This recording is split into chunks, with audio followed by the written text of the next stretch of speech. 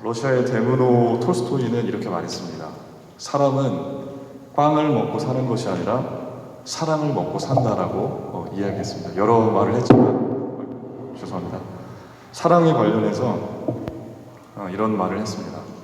인생은 음식, 빵이 없어서는 살 수 없지만 사랑이 없으면 더욱더 살기가 어렵고, 또 물을 못 마셔도 살 수 없지만 사랑이 메말라 버리면 더욱더 살기가 어렵다라고 러시아의 데므노 톨스토이는 그렇게 이야기합니다. 프랑스의 철학자이자 수필가인 알랭 드 보통이라는 분이 계십니다. 이분이 요즘에 많은 또 책을 내면서 많은 사람들에게 그 책이 읽히고 있는데, 불안이라는 책이 있습니다. 불안이라는 책인데, 이 불안이라는 책에서 인간이 불안을 느끼는 몇 가지 요인을 소개합니다. 6가지인가요? 제가 기억이 잘 안 나는데 6가지인가 7가지 그 여러 원인 중에 불안을 느끼는 원인 중에 하나가 사랑이 결핍되었을 때, 사람이 충분한 사랑을 받아야 할 존재임에도 불구하고 충분한 사랑을 받지 못하는 것 때문에 불안을 느낄 수 있다라고 하는 것입니다. 우리의 에고나 우리의 자아상은 이렇게 말합니다. 알랭 드 보통은 우리의 안에 있는 의식 안에 있는 자아라고 하는 것과 에고라고 하는 나라고 하는 그런 존재는 바람이 새는 풍선과 같아서 늘 외부의 사랑이라는 헬륨을 집어넣어야 한다고 얘기를 해요. 그러니까 풍선이라는 것이 어디가 바람난 풍선이어서 끊임없이 그 풍선이 모양을 갖출 수 있도록 무언가를 집어넣어줘야 그 모양이 갖춰질 수 있을 거 아니에요? 못이라는 아주 작은 바늘에 취약하게 짝이 없다. 그러니까 사랑, 어떻게 보면 반대로 할 수 있는 무시라는 것을 우리가 받으면 인간이라는 존재는 금방 풍선이 터지는 것처럼 이렇게 절망하고 나자빠질 수밖에 없는 연약한 존재라는 것을 말해주고 있습니다. 그러니까 인간이라고 하는 것은 사랑받아야 하는 존재인데, 동시에 우리가 사랑을 받아야 하기도 하지만 또 우리도 다른 사람을 사랑해야 그것이 어떤 큰 관점에서 보면 사랑받기 위해서는 또 누군가를 사랑해줘야 하는 그런 것이 바로 인간이라는 존재의 그런 모습인 것 같습니다. 사람이 살아가는 이 세상에 여러 가지 슬프고 어렵고 괴로운 그런 사건 사고도 많지만 그래도 사랑이 존재하기 때문에 함께 사는 이 공동체가 존속이 될 수가 있는 것 같습니다. 그런데 이런 사랑에도 종류가 있다고 하죠. 사랑의 동기와 또 사랑의 목적, 그 연원에 따라서 사랑의 모습이 다르고 또 사랑을 쏟아붓는 범위가 다르게 마련입니다. 핸드릭이라는 학자가 사랑을 학문적으로 6가지로 분류를 했습니다. 첫 번째, 열정적인 사랑이 있다고 합니다. 에로스 사랑, 여러분들 잘 많이 들어보셨을 거예요. 에로스, 필로스, 또 아가페 많이 들어보셨는데, 이분은 6가지로 분류를 하고 있습니다. 첫눈에 반하거나 연인의 매력에 끌리면서 사랑이 시작되는 유형의 그런 연인 간의 사랑을 말합니다. 두 번째는 유의적인 사랑이 있다고 합니다. 이 유의적인 사랑은 저도 이런 사랑이 있는지 잘 모르겠는데 학자다 보니까 이런 사랑의 유형을 구분해놨어요. 여러 명의 사랑하는 사람을 두고 그 가운데서 사랑의 관계를 즐기는 유형이 있다고 합니다. 이런 사랑이 유의적인 사랑, 루두스라고 하는 사랑이, 이런 사랑이 있다고 합니다.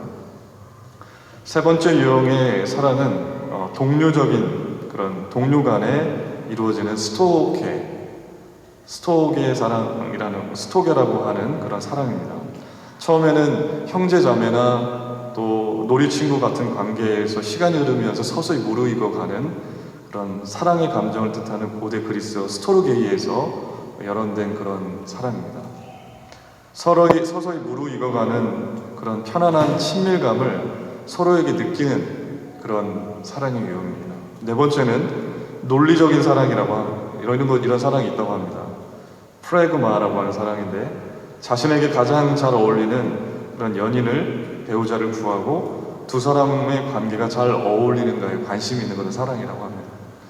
저도 이런 사랑이 어떤 사랑인지 잘 모르겠습니다. 학자들이 이렇게 분류를 해놨네요. 다섯 번째는 소유적인 사랑을 하는 유형이 있다고 합니다.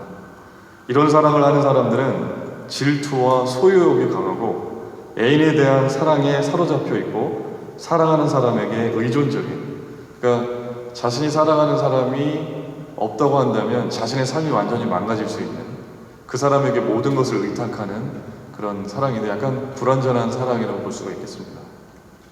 그래서 기쁨에서, 사랑의 기쁨에서 슬픔으로 변하는 감정의 기복이 심한 그런 사랑의 유형이 바로 소유적인 사랑을 하는 사람의 모습입니다.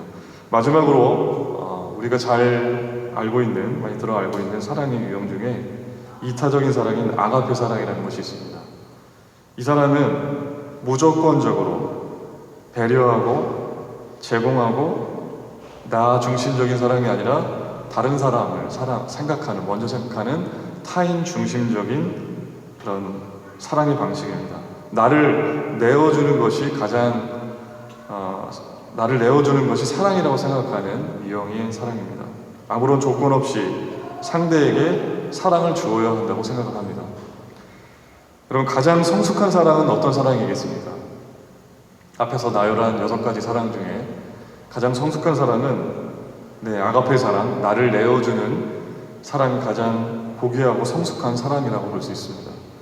여러분은 어떤 사랑을 하고 있습니까?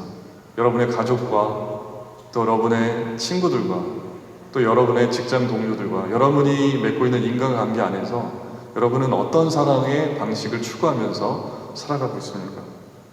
또 반대로 여러분은 어떤 사랑을 받으면서 살고 있습니까? 우리가 그리스도인으로서 우리가 살아가기로 작정했다고 하는 것은 사랑이라는 것과 뗄래야 뗄 수 없는 그런 삶을 살기로 결정한 것과 같습니다. 마태복음을 보면 예수님은 율법의 강령이 2가지로 압축될 수 있다라고 말씀하시면서 이렇게 말씀하셨습니다. 예수께서 이르시되 내 마음을 다하고 목숨을 다하고 뜻을 다하여 주 너의 하나님을 사랑하라 하셨으니 이것이 크고 첫째 되는 계명이요 둘째도 그와 같으니 내 이웃을 내 자신같이 사랑하라 하셨으니, 하나님을 사랑하라는 것과 이웃을 내 자신같이 사랑하라는 말씀, 율법을 지킨다고 하는 것, 하나님 말씀에 순종하며 살아가는 신앙생활을 지탱하는 가장 중요한 원동력이라고 하는 것은 바로 사랑이라고 하는 것이죠. 그러니까 우리가 하나님의 말씀을 당위성을 가지고 너 이 말씀 지켜야 돼, 너 이거 우리가 이것을 지키며 살아가는 것이 옳은 것이야 라고 생각하면서 그 말씀을 지킬 수도 있지만, 하나님을 사랑하기 때문에, 하나님을 사랑하게 되면 사랑하는 대상, 하나님이 원하시는 것을 하고 싶어지고 그 원하는 것을 하는 것, 하나님을 기쁘시게 해드리기 위해서 하나님의 말씀을 지키게 되어 있습니다. 그러니까 사랑이라고 하는 것은 신앙생활을 온전하게 지탱해주는 그런 원동력과 같은 것이죠. 그런데 이 사랑이라는 것이 아까도 사랑의 유형을 6가지로 말씀을 드렸는데 여러 사랑의 양상이 있다는 것에서 여러분들이 들으신 것처럼 어떤 사랑이냐가 중요한 것 같습니다. 이 예수님께서 말씀하신 사랑이 어떤 사랑이냐? 예수님께서 말씀하신 사랑은 분명히 세상 사람들이 하는 사랑과는 같지 않음이 분명합니다. 왜냐하면 세상적인 사랑이라고 하는 것은 누구나 시키지 않아도, 서로 사랑하십시오라고 시키지 않아도 누구 하나 할 것 없이 자연스럽게 인간의 어떤 본연의 그런 마음에서 나오는 그런 것이기 때문입니다. 그런데 오늘 우리가 함께 읽은 요한 1서를 보게 되면 예수님께서 우리들에게 바라시는 사랑의 모습에 대해서 아주 잘 우리가 볼 수가 있습니다. 어떤 사랑을 해야 되느냐? 여기서 사용된 사랑이라고 하는 건 여러분도 잘 아시겠지만 아가페라는 단어로 쓰여져 있습니다. 예수님께서 말씀하시는 사랑이라고 하는 것은 아가페 사랑입니다. 무조건적인 사랑, 이타적인 사랑, 나를 내어주는 사랑, 희생하는 사랑. 근데 오늘 우리가 요한 1서 본문 말씀을 통해서 이 아가페 사랑에 대해서 3가지 정도를 더 깨달을 수 있게 됩니다. 첫 번째는 사랑의 근원에 대해서 우리가 알 수가 있습니다. 사도 요한은 7절에서 사랑은 하나님께 속한 것이라고 말씀하고 있습니다. 7절 말씀에 사랑하는 자들아 우리가 서로 사랑하자 사랑은 하나님께 속한 것이니 이렇게 되어 있습니다. 예수님께서 또 하나님께서 우리들에게 바라시는 사랑의 모습은 세상에서 오는 것이 아니라 하나님께로부터 오는 사랑이라고 하는 것입니다. 하나님께 속한 사랑을 우리가 배워서 그 사랑을 해야 한다라고 하는 것입니다. 예수님이 말씀하신 이 사랑의 근원이라고 하는 것은 사람이 즐비하게 모여서 자연스럽게 자기네들끼리 사랑하는 그런 제한적인 사랑에서 기원하는 것이 아니라 하나님께로부터 흘러나오는 사랑을 우리가 배우고 그것을 행해야 한다는 것입니다. 우리는 사랑을 배울 때 그래서 하나님께로부터 사랑을 배워야 합니다. 우리가 부모님으로부터 사랑을 배울 수가 있고 친구들로부터 세상으로부터 사랑을 배울 수가 있지만 그러나 우리는 세상에서 흘러온 얕은 사랑에 쉽게 동화되어서 그런 사랑의 수준에 머물러 있으면 안 된다는 것입니다. 우리는 드라마도 많이 보고 TV를 통해서 영화도 많이 봅니다. 또 여러분 미국에 사시는 여러분들은 한국 가요를 또 어떻게 들으시는지 모르겠지만 제가 한국에 있을 때는 제가 중고등부 학생들을 또 양육했던 적이 있습니다. 그 친구들 보면 대중가요를 그렇게 많이 들어요. 찬송보다. 제가 많이 이렇게 CCM을 많이 들으라고 권면하지만 그러나 귀에 꽂고 항상 대중가요를 흥얼거리는 경우가 많이 있었습니다. 근데 대중가요의 이 친구들이 좋아하는 가사를 들여다보면 사랑에 대해서는 나오지만 쉽게 헤어지고 자기가 원할 때 욕망적인 사랑에 이끌려서 하는 그런 사랑의 수준에 머물러 있어요. 그 가사 자체가. 그거를 끊임없이 들으면서 그런 사랑을 배우고 있는 모습을 보면서 안타까울 때가 많이 있었습니다. 뉴스에 나오는 쉽게 만나고 헤어지는 그런 연예인들의 연예 기사를 통해서 알게 되는 그런 얕은 사랑이 또는 욕망적인 사랑이 사랑의 모든 것이라고 우리가 착각하거나 배우기가 쉽습니다. 세상의 사랑은 한계가 있고 초월할 수 없는 분명한 어떤 한계가 분명히 드러나 있는 사랑이 바로 세상의 사랑이죠. 근데 진정한 사랑은 하나님께 속한 것입니다. 자신을 내어주는 무조건적인 사랑, 있는 그대로 사랑하는 가장 숭고한 사랑은 세상에서 배울 수 있는 것이 아니라 하나님께로부터, 예수님께로부터 배울 수가 있는 것입니다. 그래서 사도 요한은 하나님 자체가, 그 자체가 사랑이라는 말씀을 했습니다. 하나님께서 하신 모든 역사와 행동의 기저에는 사랑이 있었다고 하는 것입니다. 사람을 사랑하셨기 때문에 사람을 창조하셨고, 사랑하셨기 때문에 선지자들을 통해서 말씀하셨고, 사랑하셨기 때문에 독생자 아들을 우리 가운데 보내주셨고, 사랑하셨기 때문에 독생자 아들을 십자가에 달려 죽게 하신 것입니다. 사랑하셨기 때문에 우리를 먼저 이렇게 구원하셔서, 사랑하셨기 때문에 우리를 이 자리에, 예배 자리에 인도하셔서 우리가 예배할 수 있도록 우리를 그렇게 부르신 것입니다. 하나님의 사랑은 참으로 놀랍습니다. 9절 말씀에서 다시 한번 보시면 9절 말씀에 하나님의 사랑이 우리에게 이렇게 나타난 바 되었으니 하나님이 자기의 독생자를 세상에 보내심은 그로 말미암아 우리를 살리려 하십니다. 사랑받기 어려운 자격 없는 우리들을 사랑하신 것이었습니다. 여러분 주위에 살아오시면서 여러분 가족들도 아마 많이 사랑할 만한 대상 중에 여러분의 가족들도 많이 생각나실 것이고 또 여러분의 인간관계에 있는 많은 사람들을 생각할 수가 있습니다. 그 중에서 우리가 살아오면서 사랑받기에 적합한 조건을 갖춘 사람도 있었지만 그러나 우리가 정녕 나는 죽어도 저 사람을 사랑할 수 없을 것 같다라고 여겼던 많은 사람들도 여러분 분명히 기억날 것입니다. 하나님께서 우리를 보시기에 바로 우리가 그런 존재였습니다. 전혀 사랑받을 만한 조건과 자격이 전혀 없는 하나님과 철저히 원수된, 그런데 하나님은 그런 우리들을 사랑하신 것입니다. 사랑하기로 작정하신 것입니다. 하나님은 이러한 사랑을 자신의 독생자 하나밖에 없는 아들을 세상에 보내주심으로 그 사랑을 확연하게 보여주시고 확증해 주셨습니다. 하나님이 나를 먼저 사랑하셔서 죄로 가득한 구제불능인 존재인 나를 위해서 하나님이신 분이 직접 이 땅 가운데 오신 것이고, 오신 것뿐만 아니라 우리들을 너무나도 사랑하시기 때문에 우리들의 죄를 위해서, 죄를 씻으시기 위해서 십자가에서 화목 제물로 죽으신 그 사랑입니다.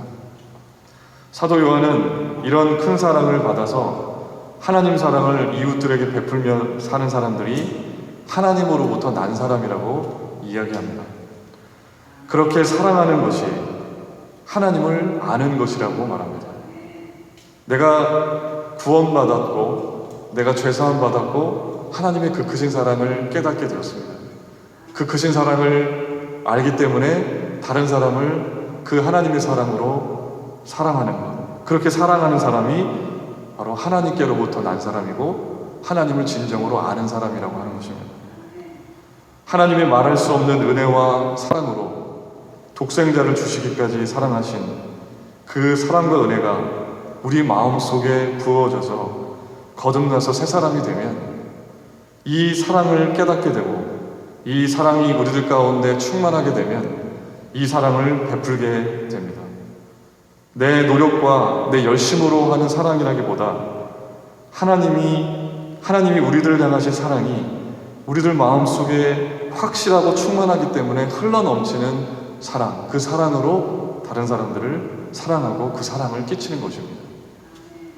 그래서 사랑하는 사람은 하나님을 안다라고 할 수가 있는 것입니다. 하나님의 사랑이 우리들 가운데 충만하기 때문에 그 사랑을 하나님이 어떤 분이신지 알기 때문에 하나님의 사랑을 알고 그 사랑으로 다른 사람들을 대화하고 섬기고 그 사람들을 위해서 모든 것을 주는 것. 그래서 우리가 어떤 사람에게 복음을 전한다, 내 주위에 복음을 전하고 싶은 사람이 분명히 있을 겁니다. 복음을 전하는 방법은 성경의 지식을, 구원의 복음을 말로 입술로 전하는 것도 중요하지만 하나님의 사랑이 우리를 통하여 전도 대상자들에게 흘러가게 하는 것이 더 중요합니다. 내가 받은 하나님의 사랑을 그 사람에게 부어줄 때, 내가 받은 사랑이 너무나도 충만하고 이것이 나만 갖고 있기는 너무나도 아깝기 때문에 다른 사람들에게 부어주는 그 사랑을 통해서 비로소 그들이 우리가 부어주는 그 사랑을 통해서 하나님을 알게 되고 하나님을 영접할 수 있게 되는 것이죠. 두 번째로 요한은 사랑의 영감에 대해서 말합니다. 우리가 어떻게 보이지 않으시는 하나님의 사랑을 느낄 수 있는가에 대한 문제입니다. 여러분, 하나님의 사랑을 여러분 보이지 않으시는 하나님의 사랑을 어떻게 느낄 수가 있으십니까? 13절에서 사도 요한은 이렇게 말합니다. 그의 성령을 우리에게 주심으로 우리가 그 안에 거하고 그가 우리 안에 거하시는 줄을 아느니라. 성령이 오셔서 우리 안에 임하시면 하나님의 은혜를 느낄 수 있게 되고 하나님의 사랑을 믿을 수 있게 됩니다. 성령은 우리들 가운데 오셔서 하나님께서 우리를 얼마나 사랑하시는지를 깨닫게 하시고 믿게 하십니다. 성령은 우리들의 영적인 감각을 깨우시고 각성시키셔서 보이지 않는 하나님의 사랑을 느끼고 믿게 합니다. 성령으로 인해서 하나님의 그 크신 사랑이 명백하게 우리들에게 진실로 드러납니다. 여러분, 바람의 존재는 우리가 보이지 않지만 알 수 있는 것이 느껴지기 때문에 그렇습니다. 시원한 가을바람이 불 때 바람이 보이지 않지만 알 수 있는 것은 우리들 살갗에 바람이 흘러가는 것을 느낄 수 있기 때문입니다. 성령이 우리들 가운데 오셔서 보이지 않으시지만 하나님의 사랑이 얼마나 크고 놀라운지를 깨닫게 하시고 경험하게 하십니다. 가득히 부어진 사랑 때문에 주님을 위해 선한 일을 하도록 만드시기도 합니다. 하나님의 사랑이 우리들 가운데 충만하게 느껴지게 하심으로 우리도 그 사랑을 베풀 수 있도록 도와주시는 분이 바로 성령님이십니다. 그래서 우리들에게 부어지는 사랑은 우리가 용서할 수 없는 사람을 용서하게 하고 이해할 수 없는 사람을 이해하게 합니다. 내가 가진 것을 나눌 수 있도록 그런 마음을 주시고 병들고 지쳐있는 영혼에게 하나님의 위로를 대신 전하고 싶은 마음을 줍니다. 세 번째는 오늘 우리가 읽은 본문을 통해서 우리가 알 수 있는 사랑의 모습 중에 세 번째 알 수 있는 것은 사랑의 실천에 대해서 우리가 깨닫게 된다는 것입니다. 사랑이라는 것이 우리의 삶에 구체적으로 실천되어져야 한다는 것을 말씀하고 있습니다. 입술로만 사랑한다고 마음속으로만 사랑의 감정을 느끼는 것으로 끝나지 말고 실제적으로 사랑을 실천하면서 살아가야 한다는 것입니다. 20절에 그래서 사도 요한은 이런 말씀을 하고 있습니다. 누구든지 하나님을 사랑하노라 하고 그 형제를 미워하면 이는 거짓말하는 자니 보는 바 그 형제를 사랑하지 아니하는 자는 보지 못하는 바 하나님을 사랑할 수 없느니라. 하나님을 사랑하는 것의 완성은 이웃을 사랑하는 것으로 이루어진다고 하는 것입니다.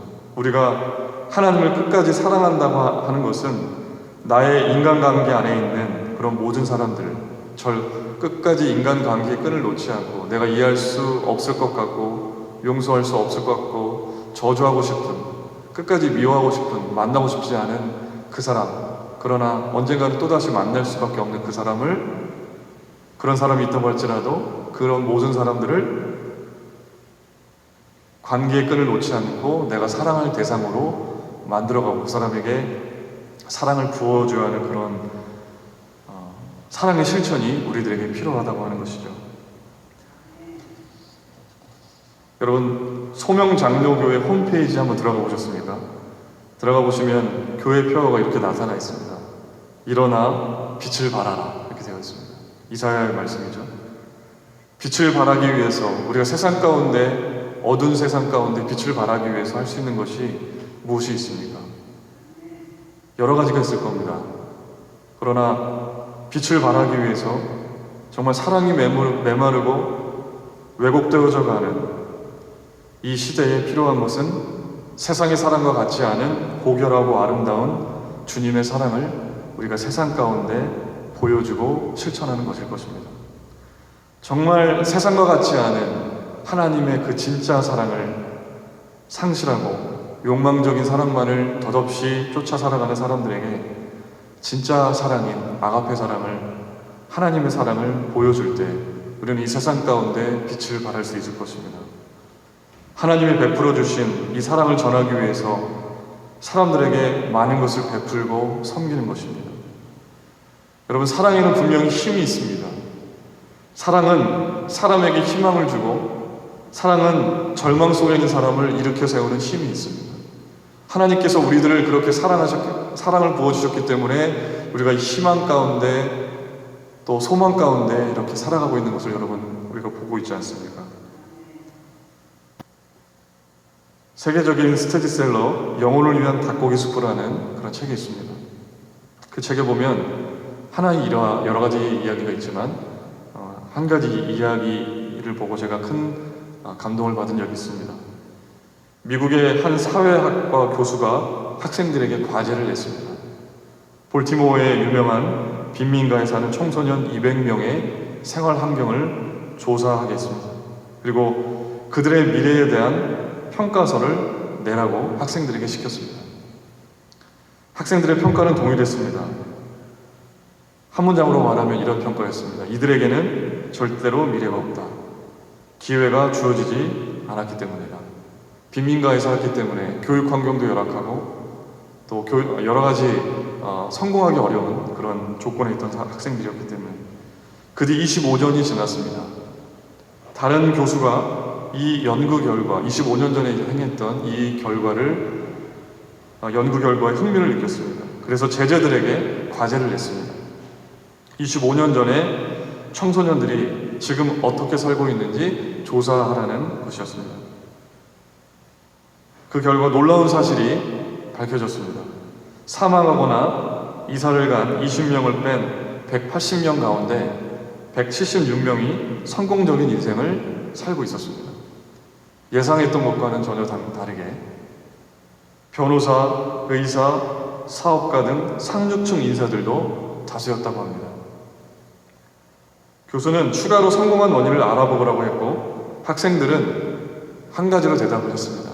그 당시에 한 여선생님 덕분이라는 이야기를 한결같이 했습니다. 수소문 끝에 그 여교사를 찾은 교수는 어떻게 아이들에게 어떤 교육 방법을 쓰셨는지를 물어봤습니다. 그러자 25년이 지나서 이제 노쇠한 여교사의 대답은 이런 말이었습니다. 정말 간단한 일이었습니다. 나는 그 아이들을 사랑했습니다. 다른 어떤 획기적인 교육 방법을 적용해서 아이들을 가르치고 또 어떤 아이들에게 어떤 수학이나 영어나 성적이 올라갈 수 있는 그런 여러 가지 방법들을 강구했다는 것이 아니라 그 아이들을 있는 그대로 사랑했다고 하는 것이었습니다. 아이들을 있는 그대로 사랑하니까 아이들이 그 사랑을 먹고 위대한 많은 이 세상 가운데 좋은 인물들로 그렇게 자라났다고 하는 것입니다. 진정한 사랑에는 사람을 변화시키는 능력이 있습니다. 제가 우연히 몇 년 전에, 1년 전인가요? 독일 메르켈 총리에 관한 유튜브 영상을 한번 본 적이 있습니다. 독일 기독교 민주연합 정당 회의인 것 같습니다. 독일 메르켈 총리가 속해 있는 정당이 기독교 민주연합입니다. 이 정당 당원들이 한 자리에 모여서 회의하는 그런 자리였습니다. 한 당원이 메르켈 총리를 향해서 비난하는 목소리를 내놓았습니다. 독일이 이렇게 계속해서 시리아 난민을 받아들이기 때문에 독일에서 테러의 위험성이 사라지지 않고 테러가 일어나거나 또 여러 가지 범죄들이 나타나는 것을 놓고 대놓고 독일 메르켈 총리를 비난하는 내용이었습니다. 당신이 난민들을 자꾸 받아들이기 때문에 독일 사회가 이렇게 어지럽혀지지 않았습니까? 그것에 대해서 메르켈 총리는 되게 난처해하는 모습을 봤습니다. 그런데 그때 다른 한 당원이 시리아 난민으로 정착하여 살고 있는 가정의 한 소년을 데리고 메르켈 총리 앞으로 오는 것이었습니다. 당원이 소개하기를 이 소년은 자신들을 받아준 독일과 메르켈 총리에게 감사하고 또 총리와 악수하고 싶고 포옹하고 싶어서 이 소년이 찾아왔다는 것을 총리에게 밝혔습니다. 선뜻 메르켈 총리는 그것을 받아들였고 그 소년과 포옹하는 그런 장면이 영상에 있었습니다. 저는 그 장면에서 큰 감동을 받았습니다. 비록 난민을 받아들이는 것이 테러의 위험성을 높이고 사회 질서를 좀 흐트러뜨리는 가능성이 있지만 그러나 무조건적인 사랑이 사람을 살리고 세상을 변화시킨다는 그런 기독교적인 신념과 사랑에서 우러난 그런 행동이었기 때문에 정말 잔잔하고 먹먹하게 하는 그런 감동을 주었습니다.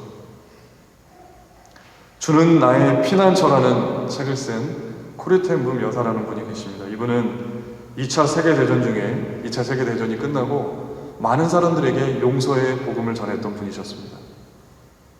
네덜란드 태생의 분이셨는데 이분은 아까도 말씀을 드렸지만 2차 세계대전 당시에 독일 감옥에서 자신과 자신의 언니가 수감되었었던 그런 경험을 가지고 있습니다. 언니가 고문에 의해서 죽임을 당했고 정말로 갖은 모욕과 여러 가지 어려운 혹독한 그런 세월들을 보냈습니다. 코리 여사가 많은 사람들, 2차 세계대전이 끝나고 많은 사람들에게, 특별히 독일 사람들에게 하나님께서는 당신들이 전쟁을 일으키고 많은 사람들을 죽게 하고 핍박을 했지만 하나님은 그래도 당신들을 용서하십니다. 하나님께서는 그래도 당신들을 사랑하시고 하나님께로 돌아오기를 원하신다라는 그런 메시지를 전하러 독일 곳곳에 강연을 하러 다니는 그런 때였습니다. 온 땅이 폐허가 되고 독일의 온 땅이 폐허가 되고 도시들은 잿더미로 변했고 파편으로 변해버리고 사람의 생각과 마음도 재와 같이 타버린 것과 같은 그런 상태에서 이 코리 여사가 복음을 전하러 다닌 것이죠. 코리 여사가 미네네 교회에서 한 번은 강연을 하게 되었는데, 강연이 마치고 나서 사람들과 인사하는 자리가 있었습니다. 한 사람 한 사람 악수하고 인사를 하는 그런 자리에서 자신을 그토록 감옥에서 괴롭혔던 나치 SS 대원을 먼 발치에서 보게 되었다고 합니다. 그 사람을 보자마자 떠오른 기억은 빙글빙글 웃는 얼굴로 자신들을 조롱하던, 방황 가득했던 그런 남자들이 떠올랐고, 벗어서 쌓아놓은 옷더미, 고통으로 하얗게 질린 자신의 언니 배씨가 자신의 마음속에 떠올랐다고 합니다. 사람들이 빠져나가고 있는 예배당에서 그 사람은 자신에게 다가와 환한 얼굴로 고개 숙여 인사하며 이렇게 말했다고 합니다. 메시지 정말 감사합니다. 말씀하신 것처럼 하나님께서 제 죄를 모두 씻어 없애셨다고 생각하니 얼마나 감사한지요. 그리고 이 나치 SS 대원이었던 사람이 코리 여자의 손을 덥석 잡아 흔들었다고 합니다. 다른 곳에서는 용서의 복음을 자신 있게 전했지만 그 사람의 손을 마주 힘껏 잡아줄 수가 없었다고 했습니다. 코리 여사 안에서 분노가 일고 복수심이 들끓어오르고 절대로 용서할 수 없을 것 같았다고 합니다. 아무 감정도 느껴지지 않았고 동정이나 자비심의 아주 작은 불꽃조차 느껴지지 않았다고 기록하고 있습니다. 그런데 속으로 기도하기 시작했습니다. 예수님, 이 사람을 제가 전혀 용서할 수가 없습니다. 주님의 용서를 주시옵소서. 그렇게 마음속으로 간절히 기도했다고 합니다. 그렇게 기도하는 순간 정말 믿을 수 없는 일이 일어났다고 합니다.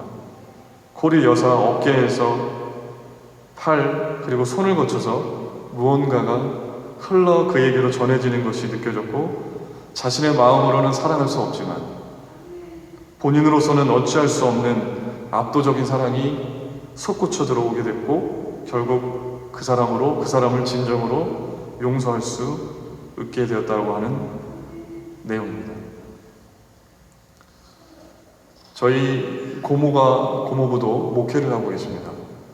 군산에서, 전라북도 군산에서 목회를 하고 계시는데, 저희 고모가 사모님이시죠. 저희 고모가 사모님이신데, 사람들이 그렇게 저희 고모가 입는 옷을 가지고 입방아에 많이 오락내락하는 것 때문에 고생하셨던 적이 있다고 하셨습니다.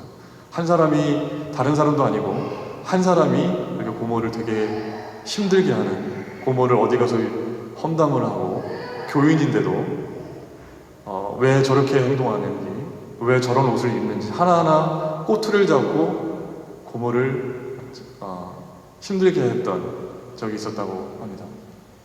자신의 입으로는 도저히 사랑할 수 없는, 자신의 가지고 있는 그런 에너지 갖고는 전혀 사랑할 수 없었지만 그 사람을 위해서 끊임없이 기도했다고 합니다. 계속해서 그 사람을 품을 수 있도록, 그 사람을 사랑하게 해달라고, 그 사람을 품을 수 있게 해달라고, 날마다 기도하는 가운데 정말 그 사람을 정말 사랑할 수 있게 되었다는 그런 믿음의 고백을 고모한테 들은 적이 있습니다. 그렇게 예뻐 보이고, 정말 사랑이라고 하는 것, 사랑받을 자격이 없는 사람을 사랑한다는 것, 내가 도저히 용서할 수 없는 사람을 사랑한다고 하는 것은 내 힘으로 되는 것이 아닙니다. 내가 정말 이 세상을 껴안고 사랑할 수 없는 많은 사람들을 사랑할 수 있는 것은 하나님이 그 사랑을 우리들에게 부어주시고, 하나님께 속한 사랑을 우리가 행하게 될 때 그 사랑을 실천할 수 있고 행할 수가 있습니다. 사랑이라고 하는 것은 그저 주는 것입니다. 사랑이라고 하는 것은 있는 모습 그대로 이해하는 것입니다. 사랑이라고 하는 것은 내가 가진 가장 소중한 것을 주는 것입니다. 사랑은 조건 없이 사랑하는 것입니다. 이렇게 하나님께 속한 사랑을 여러분, 우리가 앓는 것으로만 그치지 않고 여러분 삶 속에서 실천하면서 살아가시게 되기를 간절히 축원합니다. 하나님은 비록 우리가 눈으로 볼 수 없지만 우리가 서로 사랑할 때 그 안에 하나님이 거하신다는 말씀, 오늘 요한일서의 말씀을 기억하시기 바랍니다. 사랑을 통해서 우리는 세상 가운데 하나님을 보여줄 수 있는 것입니다. 하나님 사랑을 받고 베풀며 살게 될 때 하나님은 다시 우리들을 주목하게 될 것이고 우리는 세상 가운데 빛을 발할 수 있을 것입니다. 이런 사랑을 여러분 세상 가운데 많이 베풀어서 세상에 많은 사람들을 하나님의 구원의 길에 다시금 돌아올 수 있도록 하는 그런 도구로 쓰임받게 되기를 바랍니다. 이런 사랑을 많이 베풀어서 세상에 빛을 발해서 많은 사람들을 구원하는 놀라운 역사가 여러분의 사랑을 베푸는 삶을 통해서 나타나게 되기를 간절히 축원합니다. 함께 기도하시겠습니다. 사랑의 하나님 감사합니다. 우리가 다시금 사랑에 대해서 배울 수 있게 하시고 사랑이라는 것이 내 힘으로 되지 않고 하나님이 우리들 가운데 부어주셨을 때 하나님이 주신 사랑이 너무나도 크고 너무나도 우리들 가운데 흘러넘치기 때문에 그 흘러넘치는 사랑으로 다른 사람들에게 사랑을 전해야 한다는 것을 깨닫게 하신 하나님 감사합니다. 하나님, 우리가 이 세상 가운데 용서할 수 없고 또 미워하기만 했던 사람들을 끌어안을 수 있는 그런 넉넉한 사랑을 부어주시고 이 세상 가운데 그 사랑을 실천함으로 인해서 많은 사람들에게 하나님을 느낄 수 있게 하는 사람들이 되게 하여 주시옵소서. 나는 부족합니다. 나는 연약합니다. 넘어질 때가 많이 있습니다. 그러나 하나님은 강하고 능하시기에 우리들 가운데 사랑을 주시고도 남음이 많으시는 놀라운 하나님이시기에 하나님께 간절히 기도합니다. 하나님, 우리들 가운데 찾아와 주시고 은혜와 사랑을 충만하게 부어 주시옵소서. 예수님의 이름으로 기도드립니다. 아멘.